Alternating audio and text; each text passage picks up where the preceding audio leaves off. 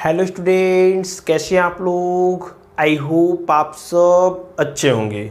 मैं हूं वैभव दुबे और यह है आपका प्यारा सा चैनल एमफी सेंटर। स्टूडेंट्स, हम लोग क्लास 12th फिजिक्स के चैप्टर नंबर 5 को स्टडी कर रहे हैं और जो चैप्टर नंबर 5 है उसमें पहला पार्ट हमने पढ़ लिया है, जिसमें हमने वैद्युत धारा के बारे में डिटेल स्टडी किया है।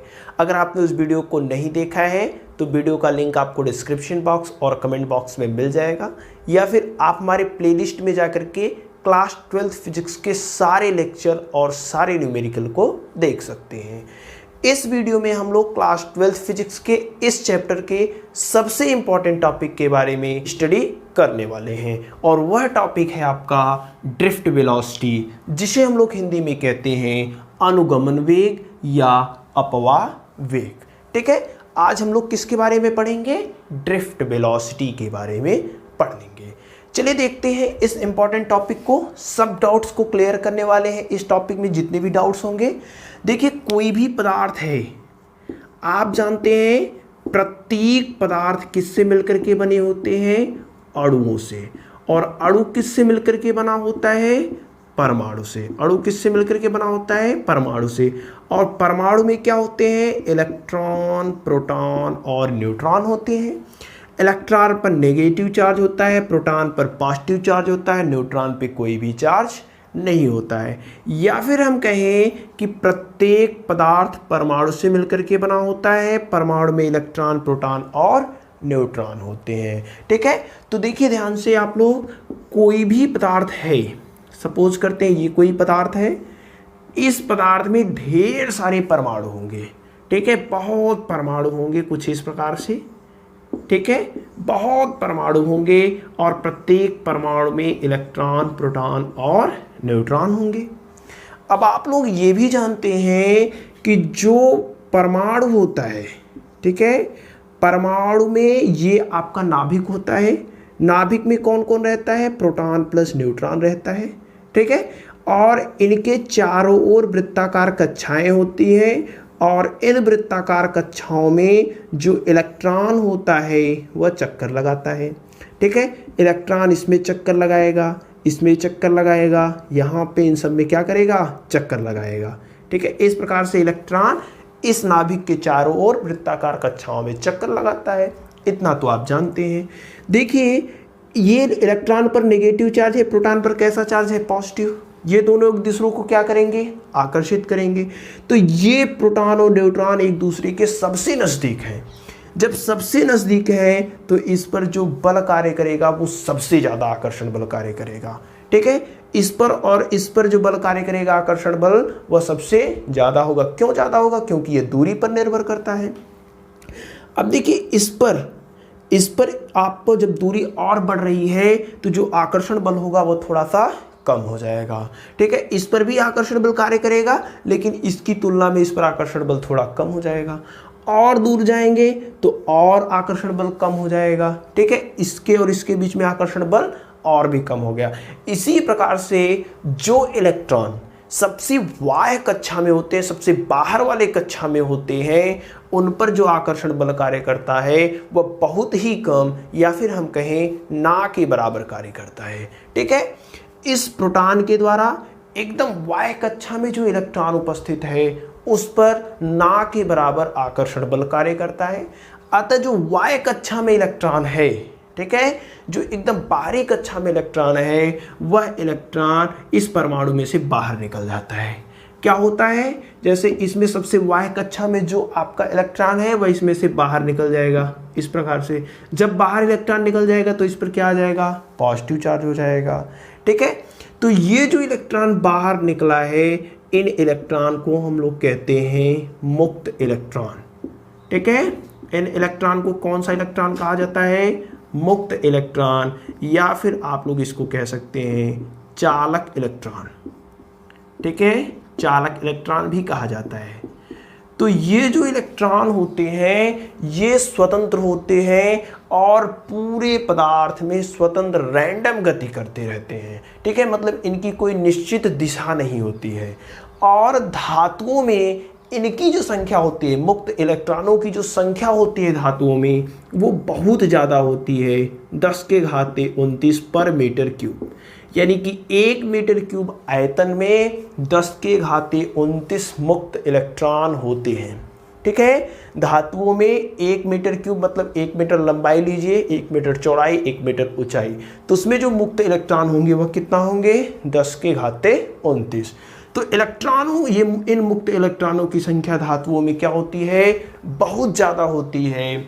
और ये जो इलेक्ट्रॉन है, अब देखिए ये जो इलेक्ट्रॉन है वो कैसी गति करते हैं, रैंडम गति। रैंडम गति मतलब मनमानी गति, इनकी कोई निश्चित दिशा नहीं होती है। ध्यान से अब देखिए एक और फिगर यही बना रहे हैं, ये मुक्त इलेक्ट्रॉन है और ढेर सारे ऐसे मुक्त इलेक्ट्रॉन हैं। ठीक, बहुत ज़्यादा मुक्त इलेक्ट्रॉन होते हैं, बहुत ज़्यादा, उम्मीद से भी ज़्यादा। हमने आपको बताया 10⁻29 पर मीटर क्यूब। ठीक है, इस प्रकार से ये इलेक्ट्रॉन क्या होते हैं, गति करते रहते हैं। इनकी जो दिशा होती है वह निश्चित नहीं होती है, कोई इधर भाग रहा है, कोई इधर भाग रहा है, कोई नीचे भाग रहा है, कोई ऊपर भाग रहा है। इन इलेक्ट्रॉनों की निश्चित दिशा नहीं होती, कोई इधर जा रहा है तो कोई इधर जा रहा है। ठीक है, कोई इधर जा रहा है, कोई ऊपर जा रहा है, कोई इधर जा रहा है, कोई इधर जा रहा है। ठीक है, तो इनकी जो निश्चित दिशा है वह नहीं होती। ये कैसी गति करते हैं, रैंडम गति करते हैं। इस प्रकार की कोई निश्चित दिशा नहीं, इधर गया, इधर गया, इधर गया, इधर गया। ठीक है, तो इन इलेक्ट्रॉनों की दिशा निश्चित नहीं है कि ये किधर गति करेंगे। तो ऐसा माना जाता है कि जो इनकी गति है, औसत जो इनकी वेग है वह कितना है, 0 है। औसत वेग इनका कितना हमने मान लेते हैं, 0 मान लेते हैं। ठीक है, यानी कि ये सभी इलेक्ट्रॉन जो औसत वेग होगा, इन सभी इलेक्ट्रॉनों का जो औसत वेग होगा वह कितना मान लिया जाता है, 0। सपोज कीजिए ऐसा माना जाता है कि एक इलेक्ट्रॉन ऐसे नीचे आया तो एक न एक इलेक्ट्रॉन ऐसा ज़रूर होगा जो ठीक इसके ऊपर जा रहा होगा। ढेर सारे हैं, कैसे भी गति करते हैं। ठीक है, तो एक नीचे आ रहा होगा तो एक ठीक ऊपर जा रहा होगा, दोनों एक दूसरे के प्रभाव को नष्ट कर देंगे। तो ऐसा माना जाता है कि जो भी एवरेज है, यानी कि इन इलेक्ट्रॉनों का जो औसत वेग है वह कितना होता है, 0 होता है। जैसे हम लोग कहें अगर U1 plus U2 plus U3 plus dot dot dot अगर n इलेक्ट्रॉन है तो UN के बटे n इज इक्वल टू कितना होगा, 0 होगा V एवरेज के लिए। ठीक है, तो V एवरेज यानी कि इन इलेक्ट्रॉनों का जो औसत वेग है वह कितना है, 0 होता है। अब देखिए ये इलेक्ट्रॉन क्या होते हैं, ये इलेक्ट्रॉन जो होते हैं जब रैंडम गति करते हैं तो बीच में ये जो धनावेश हैं जिसमें से निकले हुए हैं, ढेर सारे धनावेश भी होंगे, धनायन भी होंगे, इनसे टकराते हैं, ऐसे आकर के टकरा जाएंगे। तो ऐसे ढेर सारे फिर यहाँ पे टकराएंगे, फिर ऐसे चलना प्रारंभ करेंगे, इधर भी धनायन है, इधर भी टकरा जाएंगे। तो इनके बीच हमेशा टक्कर होती रहती है। तो दो क्रमागत टक्करों के बीच, यानी ये जो दूरी इलेक्ट्रॉन ने तय किया है, इतनी दूरी जो इलेक्ट्रॉन ने तय किया है, इस दूरी को कहते हैं मुक्त पथ। ठीक है, दो क्रमागत टक्करों के बीच तय दूरी को क्या कहा जाता है, मुक्त पथ कहा जाता है। यानी कि यहाँ से यहाँ तक इलेक्ट्रॉन चला, टकराया, रुक गया। ठीक है, तो इस दूरी को क्या कहा जाता है, मुक्त पथ। उसी प्रकार से फिर यहाँ से यहाँ तक की दूरी को क्या कहेंगे, मुक्त पथ। ऐसे सभी दूरियों का औसत निकाल लीजिए, इन सभी मुक्त पथ का क्या निकाल लीजिए, औसत निकाल लीजिए। तो जो आएगा उसको कहा जाता है औसत या माध्य मुक्त पथ। ठीक है, माध्य मुक्त पथ। माध्य मुक्त पथ क्या होता है समझिए। माध्य मुक्त पथ में देखिए जो दो इलेक्ट्रॉनों के बीच, इलेक्ट्रॉन और धनायनों के बीच जो टक्कर हो रहा है, इन सभी ये जो दूरी तय किया है इलेक्ट्रॉन इन टक्कर के बीच, इसको क्या कहते हैं, मुक्त पथ। सभी मुक्त पथ का औसत निकालिए, जो आएगा उसको क्या कहेंगे, माध्य मुक्त पथ। ठीक है, मतलब यहाँ से फिर टकराया, इसका मैंने सभी का औसत निकालिए, जो आएगा माध्य मुक्त पथ आएगा। और ये माध्य मुक्त पथ का मान जो आता है वह आता है 10⁻⁻9 मीटर। यानी कि इतना दूरी चलने के बाद, 10⁻⁻9 मीटर दूरी चलने के बाद वे क्या होते हैं, टकरा जाते हैं। ठीक है, इतना दूरी लगभग चलने के बाद जो आपके इलेक्ट्रॉन हैं, मुक्त इलेक्ट्रॉन हैं, वो धनायनों से क्या होते हैं, टकरा जाते हैं। ठीक है, तो माध्य मुक्त पथ किसे कहेंगे? आप कह सकते हैं कि दो क्रमागत टक्करों के बीच की दूरी को मुक्त पथ और इनके औसत मान को माध्य मुक्त पथ कहते हैं।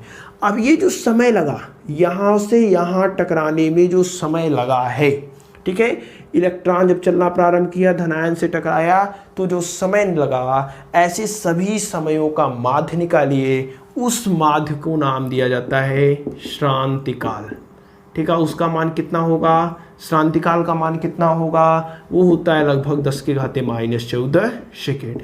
यानी कि 10⁻⁻14 सेकेंड वो चलने के बाद क्या होते हैं? धनायनों से टकरा जाते हैं। इतने समय बाद मुक्त इलेक्ट्रॉन क्या होते हैं? धनायनों से टकरा जाते हैं। कितनी दूरी तय करते हैं? लगभग वो करते हैं 10⁻⁹ मीटर। ठीक है, अगर आपसे कोई पूछे कि क्या इलेक्ट्रॉन विराम में है, रुके हुए हैं? नहीं, इलेक्ट्रॉन रैंडम गति कर रहे हैं। ठीक है, यादृच्छिक गति कर रहे हैं। ठीक है, लेकिन उनका यू एवरेज क्या होता है? 0। उनका औसत वेग का मान क्या होता है? 0। ये इलेक्ट्रॉन जो गति कर रहे हैं, ये बहुत तेजी से गति करते हैं। इनकी स्पीड लगभग 10⁵ मीटर प्रति सेकेंड होता है। इतनी स्पीड से ये मुक्त इलेक्ट्रॉन गति करते हैं। लेकिन इन सभी इलेक्ट्रॉनों का जो औसत मान होता है वह क्या होता है? 0 होता है। ठीक है, क्यों? क्योंकि ऐसा माना जाता है कि एक इलेक्ट्रॉन अगर नीचे आ रहा है तो ठीक दूसरा इलेक्ट्रॉन उसके ऊपर जा रहा होगा। अगर एक इधर जा रहा है तो एक इधर भी आ रहा होगा। ढेर सारे हैं, बहुत ज़्यादा हैं। ठीक है, तो ऐसा होता होगा। तो ये किसी पदार्थ में ऐसा हो रहा है। लेकिन देखिए, अगर इन्हीं पदार्थ में हम देखिए इसी चीज़ को दूसरे तरीके से कैसे बता रहे हैं। अभी तो ये किसी पदार्थ में जो मुक्त इलेक्ट्रॉन हैं वो कैसे गति करते हैं, कितनी गति करते हैं, तब जाकर के टकराते हैं, कितना समय में टकराते हैं, ये सब चीज़ें हमने जाना। अब देखिए हम क्या बता रहे हैं आपको। हम कह रहे हैं कि जो पदार्थ है, ये इलेक्ट्रॉन है, ठीक है, इनको हमने, ठीक है, ये कोई आपका चालक इस प्रकार से है। इस चालक को हमने क्या किया? बैटरी से जोड़ दिया। ठीक है, ध्यान से देखिए। अब हमने चालक को किससे जोड़ दिया? बैटरी से। इसमें जो इलेक्ट्रॉन है वो बहुत ज़्यादा है। ठीक है, ये बैटरी का धन सिरा, ये बैटरी का नेगेटिव सिरा। ठीक है, बैटरी का विभवांतर मान लेते हैं कितना है? भी है। अब देखिए, धनावेश से ऋणावेश की तरफ एक तीव्र वैद्युत क्षेत्र उत्पन्न हो जाएगा, मान लेते हैं E। वैद्युत क्षेत्र E की जो दिशा होगी वह धनावेश से ऋणावेश की तरफ होगी। अब जितने भी इलेक्ट्रॉन होंगे वो सभी एक निश्चित दिशा में गति करना स्टार्ट कर देंगे। वो दिशा होगी इस वैद्युत क्षेत्र की ठीक विपरीत। आप जानते हैं जो इलेक्ट्रॉन होते हैं, जो ऋणावेश होते हैं, वह वैद्युत क्षेत्र के ठीक विपरीत दिशा में गति करते हैं। तो वैद्युत क्षेत्र उधर लग रहा है तो इलेक्ट्रॉन किधर गति करेंगे? इधर। ठीक है, उसी प्रकार से ये इलेक्ट्रॉन, ये सभी इलेक्ट्रॉन एक निश्चित दिशा में गति करना स्टार्ट कर देंगे। अभी इसके पहले जब हमने बैटरी नहीं लगाया था तो क्या हो रहा था? इलेक्ट्रॉन रैंडम गति कर रहे थे, कोई निश्चित दिशा नहीं थी। ठीक है, अब हमने बैटरी लगा दिया। जब बैटरी लगा दिया तो इलेक्ट्रॉन क्या होने लगे? निश्चित दिशा में गति करने लगे। इनकी जो दिशा है वह क्या हो गई है? निश्चित हो गई है। यानी कि ये किधर जाएंगे? इधर। ऐसा क्यों हुआ? क्योंकि बैटरी लगाया, एक वैद्युत क्षेत्र उत्पन्न हुआ, धनावेश से ऋणावेश। इलेक्ट्रॉन ऋणावेश है, ऋणावेश है तो वैद्युत क्षेत्र के ठीक विपरीत दिशा में ये जाना स्टार्ट कर देगा। अब देखिए क्या हो रहा है। इस वैद्युत क्षेत्र के कारण इस इलेक्ट्रॉन पर एक बल F कार्य करने लगेगा और जो बल होगा F होगा, उसका मान होगा Q × E। इतना तो आप लोग जानते हैं, पूरा डिटेल इसके पहले हमने पढ़ा है। इलेक्ट्रॉन पर एक बल कार्य करेगा वैद्युत क्षेत्र की दिशा के ठीक विपरीत, उसका जो मान होगा F बराबर Q × E होगा। चूंकि इलेक्ट्रॉन है इसलिए E × E रख देते हैं। ठीक है, Q पर आवेश के, इलेक्ट्रॉनों पर आवेश कितना होता है? E, तो E × E लिख दिया। अब ये जो बल है, ये जो बल है इस इलेक्ट्रॉनों पर एक त्वरण उत्पन्न कर देगा। ठीक है, इस बल के कारण इलेक्ट्रॉनों पर क्या उत्पन्न होगा? त्वरण उत्पन्न होगा। इस त्वरण का मान कितना होगा, a बराबर एफ के बटे यम, या फिर हम कह सकते हैं माइनस ई के बटे यम, यानी कि इतना त्वरण उत्पन्न हो जाएगा। इस बल के कारण इतना त्वरण उत्पन्न होगा। अब ये त्वरण इन इलेक्ट्रॉनों को क्या करेगा, त्वरित गति प्रदान करने का प्रयास करेगा, यानी कि ये जो त्वरण है इतना, यह इन इलेक्ट्रॉनों को क्या देगा, पुश करेगा कि आप जल्दी जल्दी जाइए। ठीक है, अब इससे क्या होगा, आप सोचेंगे जब त्वरण है तो इनका जो वेग है वो निरंतर बढ़ता चला जाएगा। ठीक है, लेकिन ऐसा होता नहीं है। त्वरण तो है, वेग इनका बढ़ना चाहिए, लेकिन ऐसा होता नहीं है। देखिए इनके बीच में क्या बैठे हुए हैं, कर्नल बैठे हुए हैं, ढेर सारे कर्नल है, अभी हमने जाना, जहां से ये क्या है, निकले हुए हैं। ठीक है, तो ये जब इलेक्ट्रॉन यहाँ पहुँचते हैं, ऐसे इलेक्ट्रॉन चले तो यहाँ पहुँचे, इस कर्नल से टकरा गए। जब कर्नल से टकराएंगे तो वहाँ पे ऐसे रुक जाएंगे थोड़ी समय से, फिर चलना स्टार्ट करेंगे। तो जो इस त्वरण के कारण जो वेग बढ़ रहा है वह यहाँ से बढ़ा। ठीक है, यहाँ से जैसे ही कर्नल से टकराया फिर रुक गया। वेग कहाँ से कहाँ तक बढ़ा, यहाँ से यहाँ तक ही बढ़ा, टकराया रुक गया, फिर चलना प्रारंभ करेगा, फिर टकराएगा, फिर रुक जाएगा। तो ये टक्कर बार बार ऐसे होती रहती है, जिसके कारण इन इलेक्ट्रॉनों का वेग नहीं बढ़ पाता है। ठीक है, इस त्वरण के कारण इलेक्ट्रॉनों का वेग क्यों नहीं बढ़ पाया, इसलिए नहीं बढ़ पाया क्योंकि टक्कर बार बार हो रही है, और बार बार टक्कर के कारण जो इलेक्ट्रॉन है वह सूक्ष्म नियत वेग से, ठीक है, सूक्ष्म नियत वेग से गति करते हैं। सूक्ष्म नियत वेग से किधर गति करते हैं, वैद्युत क्षेत्र की दिशा के ठीक विपरीत, वैद्युत क्षेत्र की दिशा के विपरीत। ठीक है, के विपरीत। अब देखिए जो इलेक्ट्रॉन है वह सूक्ष्म नियत वेग से वैद्युत क्षेत्र की दिशा के ठीक विपरीत गति करते हैं। इस सूक्ष्म नियत वेग को हम लोग कहते हैं ड्रिफ्ट वेलोसिटी, अनुगमन वेग या अपवाह वेग। ठीक है, इस सूक्ष्म नियत वेग को हम लोग क्या कहते हैं, अनुगमन वेग, अपवाह वेग या फिर ड्रिफ्ट वेलोसिटी। फिर से एक बार पूरी कहानी को समझिए। कोई चालक है, उस चालक में इलेक्ट्रॉन, प्रोटॉन, न्यूट्रॉन होते हैं। हमने अभी ये जाना कि मुक्त इलेक्ट्रॉनों की संख्या चालक में बहुत ज़्यादा होती है और यह लगभग 10⁻29 पर मीटर क्यूब होता है। ठीक है, अब ये इलेक्ट्रॉन जो होते हैं वो रैंडम गति करते हैं, कोई इधर जा रहा है, कोई इधर जा रहा है, कोई इधर जा रहा है, कोई इधर जा रहा है। लेकिन जब हमने एक बैटरी से इनको कनेक्ट कर दिया तो बैटरी के धनावेश से ऋणावेश की ओर एक वैद्युत क्षेत्र उत्पन्न हो जाएगा। वैद्युत क्षेत्र उत्पन्न हो जाएगा तो इन इलेक्ट्रॉनों पर एक बल कार्य करने लगेगा, F बराबर QE, जिसका मान कितना हो जाएगा, F बराबर -E इंटू कैपिटल E। अब देखिए इसके कारण सभी इलेक्ट्रॉन एक निश्चित दिशा में गति करना स्टार्ट कर देंगे। वो गति दिशा क्या होगी, वैद्युत क्षेत्र के विपरीत वाली दिशा होगी। पहले इलेक्ट्रॉन क्या थे, भिन्न भिन्न दिशाओं में रैंडम गति कर रहे थे। अब क्या हुआ, इलेक्ट्रॉन एक निश्चित दिशा में गति करना स्टार्ट कर चुके हैं और जो दिशा है वो वैद्युत क्षेत्र के विपरीत है। अब इस बल के कारण त्वरण उत्पन्न होगा, जिसका मान कितना होगा, -E बटे m होगा।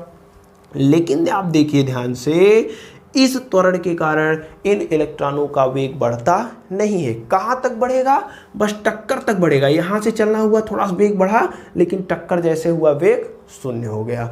तो यहाँ से यहाँ तक तो वेग बढ़ा, लेकिन पूरा वेग नहीं बढ़ पाया। ठीक है, फिर जब टकराएगा वेग 0, फिर से चलना प्रारंभ करेगा, फिर टकरा जाएगा। तो ऐसे बार बार टक्कर होते रहते हैं और वेग जो होता है वह बहुत ही कम, यानी कि जो इलेक्ट्रॉन होते हैं वो सूक्ष्म नियत वेग से ही आगे बढ़ पाते हैं और जो दिशा होती है वह वैद्युत क्षेत्र की ठीक विपरीत होती है। इसी सूक्ष्म नियत वेग को ड्रिफ्ट वेलोसिटी कहा जाता है। ये जो इलेक्ट्रॉन सूक्ष्म नियत वेग से आगे बढ़ रहे हैं, इसी वेग को कहा जाता है ड्रिफ्ट वेलोसिटी। ठीक है, तो आई होप ये जो ड्रिफ्ट वेलोसिटी है आप इनको समझ में पाए होंगे। ठीक है, अब इसके बाद इसका एक इम्पॉर्टेंट टॉपिक, उसको भी हम लोग क्लियर करने वाले हैं। चले जो नेक्स्ट टॉपिक है इसमें वह है वैद्युत धारा तथा अनुगमन वेग में संबंध। वैद्युत धारा और अनुगमन वेग में हम लोग संबंध निकालेंगे, पूरा डेरिवेशन देखेंगे। ठीक है, आई होप ये जो ड्रिफ्ट वेलोसिटी है आपको अच्छे से समझ में आया होगा। अब आपका जो नेक्स्ट हेडिंग होने वाला है वह होगा अनुगमन वेग तथा वैद्युत धारा में संबंध, relation between drift velocity and electric current. बहुत ही इंपॉर्टेंट टॉपिक है, अच्छे से आप समझिएगा। अगर कोई डाउट है तो एकदम क्लियर डाउट करके यहाँ से जाइएगा। अगर फिर भी कोई दिक्कत हो आप हमें कमेंट कर सक दीजिएगा या फिर व्हाट्सएप पे कांटेक्ट कीजिएगा। देखिए कोई चालक है, हमने एक चालक ले लिया, ठीक है, और यहाँ से इस चालक को एक बैटरी से कनेक्ट करने वाले हैं। ठीक है, ध्यान से देखिएगा, बैटरी का ये वाला जो सिरा है वो ऋणावेश से कनेक्ट कर देते हैं, ये वाला जो सिरा है वह धनावेश से कनेक्ट कर सकते हैं। ठीक है, आप अपने मन से कीजिएगा, चाहे जिस सिरे को धनावेश से कीजिएगा चाहे जिस सिरे को ऋणावेश से। ठीक है, अब आप बताइए, ये यहाँ पे पॉजिटिव है, यहाँ पे नेगेटिव है, वैद्युत क्षेत्र की दिशा क्या होगी? धनावेश से ऋणावेश की ओर। वैद्युत क्षेत्र किस दिशा में जाएगा? इस दिशा में जाएगा। अब इसके अंदर जो इलेक्ट्रॉन होंगे वह किस दिशा में गति करना स्टार्ट करेंगे? इधर से इधर, ऋणावेश से धनावेश। क्यों? क्योंकि इलेक्ट्रॉन पर ऋणावेश होता है और जो ऋणावेश होते हैं वह वैद्युत क्षेत्र के ठीक विपरीत दिशा में गति करते हैं। हमने मान लिया, ये देखिए इलेक्ट्रॉन कुछ इस प्रकार से गति कर रहे होंगे और इनकी जो दिशा होगी वह कुछ इस प्रकार से होगा। ठीक है, ये दिशा कुछ इस प्रकार से इनकी होगी। ठीक है, अब देखिए ध्यान से, हमने माना क्या है? हमने माना है कि यहाँ से t समय बाद इलेक्ट्रॉन गति करते हुए यहाँ पे पहुँच गए हैं। ठीक है, सपोज करते हैं यहाँ पे पहुँच गए हैं। ठीक, पहले इलेक्ट्रॉन यहाँ थे, ठीक है, यहाँ पे थे। t समय के बाद, कितने समय के बाद? t समय के बाद जो इलेक्ट्रॉन है वह यहाँ पे पहुँच गए हैं। इलेक्ट्रॉन क्या कर रहे हैं? गति कर रहे हैं। इलेक्ट्रॉन की जो गति होगी उसको हम लोग क्या कहते हैं? Drift velocity. ड्रिफ्ट वेलोसिटी को किससे प्रदर्शित करते हैं? vt से। इलेक्ट्रॉन कितनी गति से स्पीड कर रहे हैं, गति कर रहे हैं? vd यानी कि ड्रिफ्ट वेलोसिटी से। हमने क्या माना? देखिए बैटरी से कनेक्ट किया तो धनावेश से ऋणावेश की ओर एक वैद्युत क्षेत्र उत्पन्न हुआ। अब जितने भी इलेक्ट्रॉन होंगे सब एक दिशा में गति करना स्टार्ट कर देंगे। वह दिशा क्या होगी? वैद्युत क्षेत्र के ठीक विपरीत वाली दिशा होगी, यानी कि इस दिशा में सभी इलेक्ट्रॉन गति करना स्टार्ट करती है। अब हमने माना कि t समय बाद, t समय में यह वाला इलेक्ट्रॉन यहाँ पहुँच गया है। ठीक है, ध्यान दीजिएगा, t समय में जो इलेक्ट्रॉन है वह यहाँ से कहाँ पहुँच रहा है? यहाँ पे पहुँच रहा है। ठीक है, यहाँ से इलेक्ट्रॉन कहाँ पहुँच गया? यहाँ पे। ठीक है, इस चीज़ से हम लोग वैद्युत धारा और अनुगमन वेग में संबंध निकालने वाले हैं। ध्यान से देखिए, हम लोग क्या लिख रहे हैं? माना, देखिए हम लोग क्या मान रहे हैं? माना एकांक आयतन में। एकांक आयतन का मतलब समझ रहे हैं? 1 मीटर लंबाई, 1 मीटर चौड़ाई, 1 मीटर ऊंचाई। एकांक आयतन में मुक्त इलेक्ट्रॉनों की संख्या, मुक्त इलेक्ट्रॉनों की संख्या n है। ठीक है, हमने क्या माना है कि एकांक आयतन में जो मुक्त इलेक्ट्रॉन है उनकी संख्या कितनी है? n है। अब देखिए t समय में मुक्त इलेक्ट्रॉनों द्वारा तय दूरी, मुक्त इलेक्ट्रॉनों द्वारा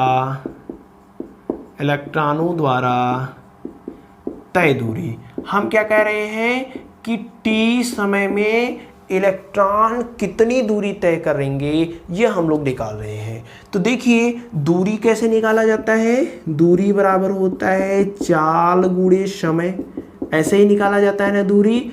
चाल कितना है?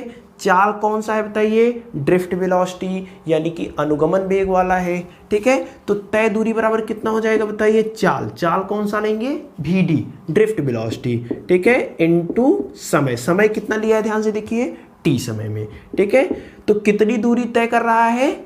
vd इंटू t, यानी कि यहाँ से यहाँ तक की जो दूरी होगी वह vd इंटू t होगी। ठीक है, t समय में इलेक्ट्रॉन कितनी दूरी तय कर रहा है? vd into t।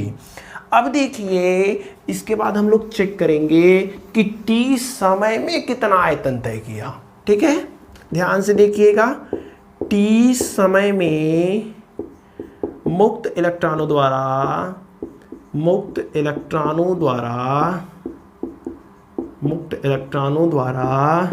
तय आयतन। आप बताइए ये क्या है, दूरी है। अगर इसी में क्षेत्रफल का गुणा कर दें, ठीक है, तो क्षेत्रफल गुणे दूरी क्या हो जाएगा, आयतन हो जाएगा। देखिए ये दूरी है, अगर इसी दूरी में हम लोग क्षेत्रफल का गुणा कर दें, ये जो क्रॉस सेक्शन का क्षेत्रफल है इसको हमने मान लिया है ए है, ठीक है। क्रॉस सेक्शन ये वाला जो क्षेत्रफल है कितना हमने मान लिया है, ए मान लिया है। तो कितना आयतन तय कर रहा है, इसके क्षेत्रफल तो ये है, गुणे क्या कर दें, ये वाली दूरी। तो क्षेत्रफल कितना है, ए इंटू दूरी कितना है, बी डी इंटू डी, ठीक है। वी डी क्या है, ड्रिफ्ट वेलोसिटी।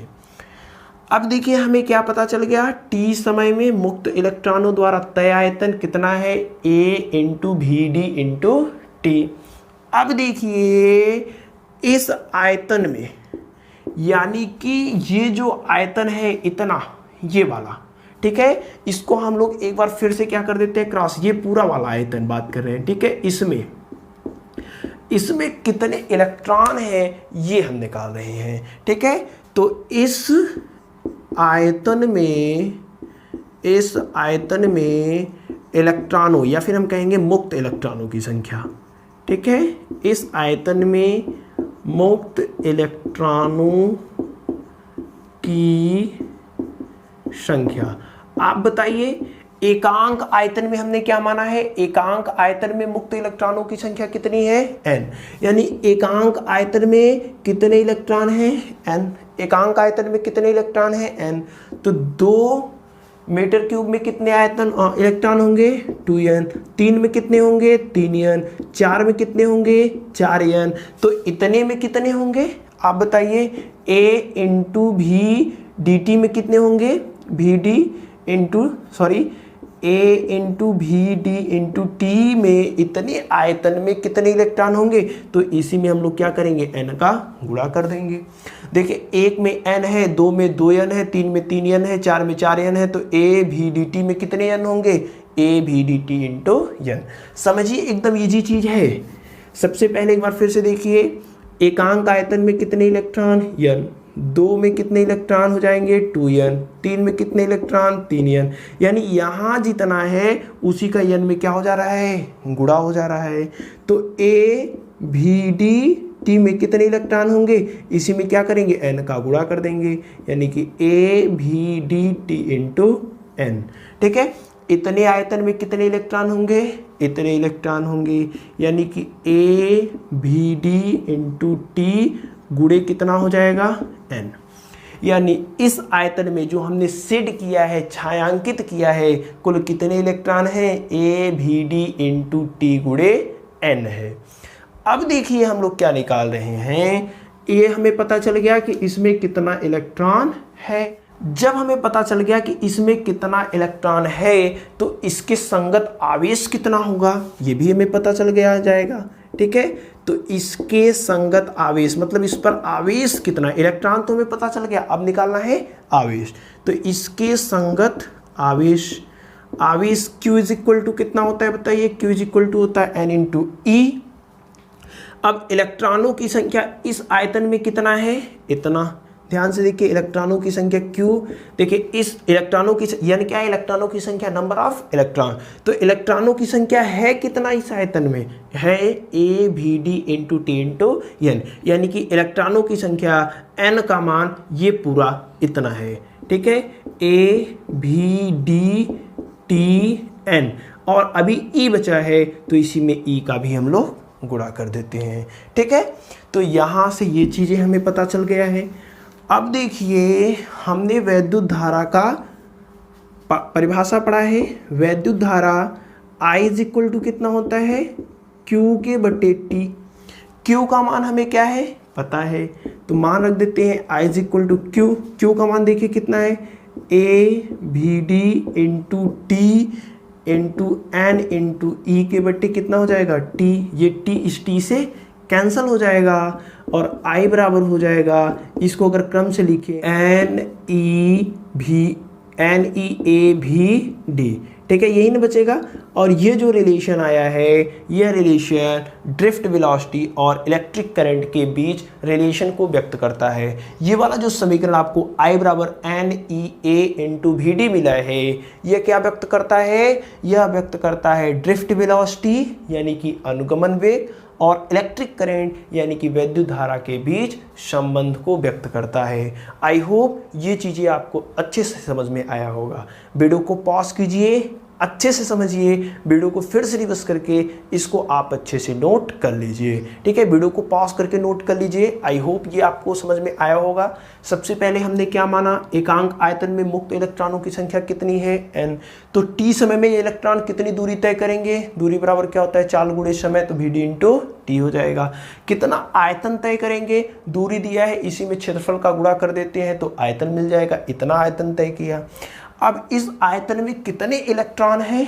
तो एक में एकांक आयतन में n है, तो 2 में 2n, 3 में 3n, इतने में इतने n हो जाएंगे, तो इतने n हमने लिख दिया। अब आवेश, नंबर ऑफ इलेक्ट्रॉन हमें पता चल गया, तो आवेश भी पता चल जाए, Q बराबर n से। तो Q का मान यहाँ से हमने निकाल लिया। I बराबर होता है Q के बटे T, तो यहाँ से I बराबर Q का मान इस वाले समीकरण से रख दिया। ठीक है, Q का मान यहाँ पे हमने इस वाले समीकरण से रख दिया। T से कैंसिल हो जाएगा, I बराबर NEA भी दे आ गया। तो ये वाला जो समीकरण है वह विद्युत धारा और अनुगमन के बीच संबंध बताता है। ठीक है, आई होप ये वीडियो आपको अच्छे से समझ में आया होगा। 2 चीज़ें इसमें हमने काफ़ी इंपॉर्टेंट बताया हुआ है, ड्रिफ्ट वेलोसिटी और अनुगमन वेग और विद्युत धारा में संबंध। अनुगमन वेग पहले आप अच्छे से समझिए क्या होता है, फिर विद्युत धारा के साथ इसका संबंध भी निकाल लीजिए। आई होप आज की वीडियो आपके लिए हेल्पफुल होगी। वीडियो अगर थोड़ी सी भी हेल्पफुल हो तो लाइक और शेयर जरूर कीजिएगा। आपसे मिलेंगे अगली वीडियो में, तब तक बेस्ट ऑफ लक।